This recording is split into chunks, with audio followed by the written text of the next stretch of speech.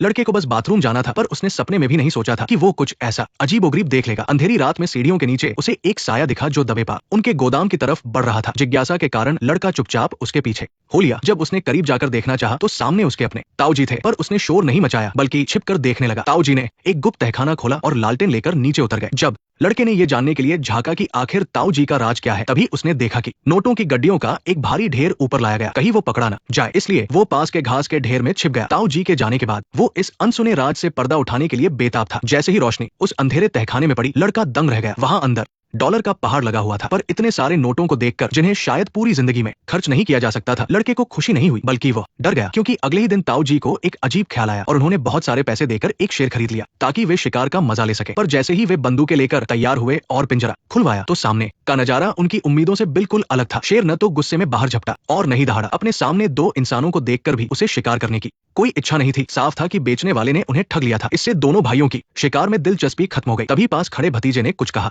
ताऊजी पहले तो एक दूसरे का मुंह देखने लगे, पर फिर सोचा कि अगर भतीजा इसे पालकर तंदुरुस्त कर दे तो बाद में शिकार करने में मजा आएगा। इस तरह डेविड की ये अजीब सी जिद पूरी हो गई और उसे मिल गया अपनी जिंदगी का पहला पालतू जानवर, एक पुराना शेर। पर ये तो बस शुरुआत थी, आगे की जिंदगी और भी अजीब होने वाली थी। कुछ दिन पहले तक डेविड अपने इन ताऊजी लोगों को जानता तक नहीं था। उसकी माँ को लॉ स्कूल पढ़ने जाना था, इसलिए उसने गर्मियों की छुट्टियों के लिए डेविड को उनके पास छोड़ने का फैसला किया। रास्ते में वह डेविड को समझाती रही कि ये दो बुढ़े कई सालों तक लापता थे और अब अचानक करोड़पति बनकर लौटे हैं। किसी को नहीं पता कि ये पैसे कहां से आए, पर ये बात मायने नहीं रखती थी। सबसे बड़ी बात ये थी कि उनकी कोई अपनी औलाद नहीं थी, इसलिए इस सफर का असली मकसद ये था कि माँ अपने बेटे के जरिए उस भारी जायदाद को हड़पना चाहती थी। ताऊजी के घर पहुंचते ही वहां के कुत्तों ने उन्हें भगाने की कोशिश की, पर फिर भी माँ ने बेशर्मी से डेविड का हाथ पकड़ा और नदी किनारे मछली पकड़ रहे उन बूढ़े भाइयों के पास पहुंच गई। जाहिर है न जाने कितने ही रिश्तेदार पहले भी जायदाद के चक्कर में आ चुके थे, इसलिए उन्हें देखकर ताऊजी के चेहरे पर चिड़चिड़ाहट साफ दिख रही थी। वे तो बस अपनी बाकी जिंदगी शांति से बिताना चाहते थे, पर न जाने घर के अंदर माँ ने उनसे क्या कहा कि आखिर में वे डेविड को रखने के लिए मान गए। जाते वक्त माँ ने डेविड से प्यार की दो बातें तक नहीं की, उसे तो बस जायदाद की फिक्र थी। उसने कहा,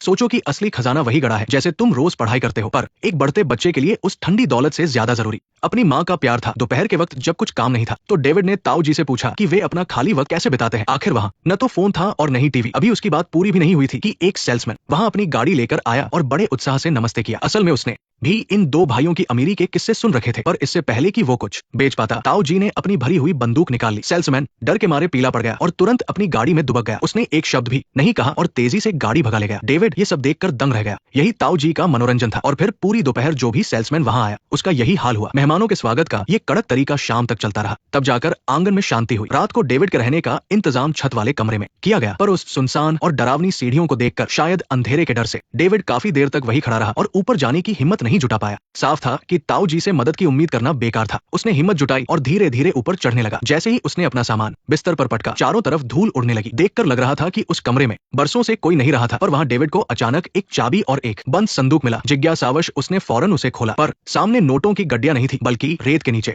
एक औरत की तस्वीर छिपी थी। तस्वीर काफी पुरानी हो चुकी थी और उस पर वक्त की धूल जमी थी, पर धुंधली होने के बावजूद उस औरत की खूबसूरती साफ झलक रही थी। जब डेविड सोच ही रहा था कि आखिर ये कौन है, तभी नीचे से अचानक कुछ आवाज आई। उसने देखा कि बड़े ताऊजी नाइट सूट पहने बाहर कहीं जा रहे हैं। डेविड तुरंत उनके पीछे भागा। चांदनी रात में बड़े ताऊजी हाथ में एक पंप लिए ऐसे लड़ रहे थे जैसे किसी युद्ध के मैदान में हो। आखिर में वे दौड़ते हुए झील में घुस गए। साफ था कि वे नींद में चल रहे थे। डेविड कुत्तों के साथ किनारे बैठकर हैरानी से ये सब देख रहा था। ये वाकई बहुत अजीब था। जब अगली सुबह डेविड की आंख खुली तो बड़े ताऊजी को पिछली रात की कोई भी बात याद नहीं थी। वे तो उल्टा शिकायत करने लगे, पर छोटे ताऊजी के लिए ये सब रोज की बात थी, इसलिए उन्होंने कुछ नहीं कहा। खाने की मेज पर सन्नाटा देखकर डेविड ने हिम्मत जुटाई और पूछा कि आखिर वे इतने सालों तक कहाँ गायब थे। छोटे ताऊजी कुछ बताने ही वाले थे कि तभी बड़े ताऊजी ने उन्हें टोक दिया। ये समझना मुश्किल नहीं था कि वे जानबूझकर कुछ छिपा रहे हैं। नाश्ते के बाद अचानक कुछ दूर के रिश्तेदार अपना हक जताने आ धमके। जाहिर है उन्होंने भी दौलत की खबरें सुनी थी और जायदाद हड़पना चाहते थे, पर ताऊजी ने उन्हें देखते ही अपना औजार जमीन पर फेंका और उन्हें नजरअंदाज कर घर के अंदर चले गए। ये देखकर वे रिश्तेदार डेविड को नफरत से देखने लगे, क्योंकि वे उसे अपना प्रतिद्वंद्वी मान रहे थे। हमें पता है तुम क्या सोच रहे हो, पर ये मत समझना कि तुम बच निकलोगे। घर के अंदर उन रिश्तेदारों ने कहा कि वे डेविड की माँ को अच्छी तरह जानते हैं और उसने जरूर इस बच्चे को लावारिस छोड़ दिया है। उन्होंने सुझाव दिया कि इस अनचाहे बच्चे को सीधा अनाथालय भेज देना चाहिए। अगर हम इसे बांध कर कुएं में भी फेंक दे तो भी ये हमारा मामला है, तुम्हारा नहीं, समझे? हम उस पर नजर रख रहे हैं। तुमने देखा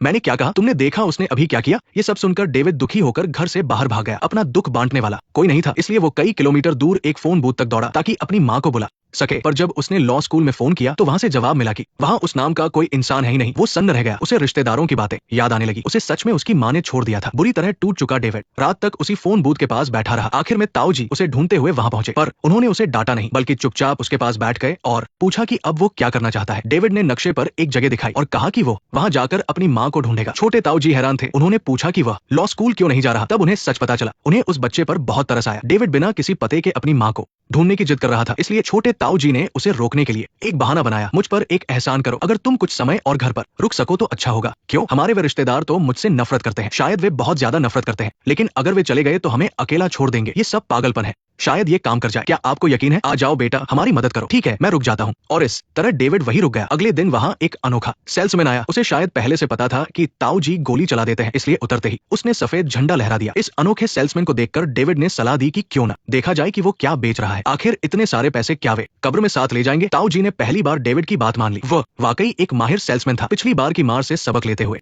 वो एक फ्लाइंग डिस्क शूटर लाया था जो उन भाइयों को बहुत पसंद आया। और वाकई जब उसने उसे चलाकर दिखाया तो ताऊ जी की आंखें चमक उठी। वे लालची रिश्तेदार आखिर डरकर वहां से भाग गए। उन्हें लगा कि कहीं अगला निशाना वे खुद न बन जाए। देर रात डेविड उस तस्वीर वाली औरत को देखते हुए कुछ सोच रहा था। तभी अचानक नीचे नेक्स्ट पार्ट देखने के लिए वीडियो को लाइक करो।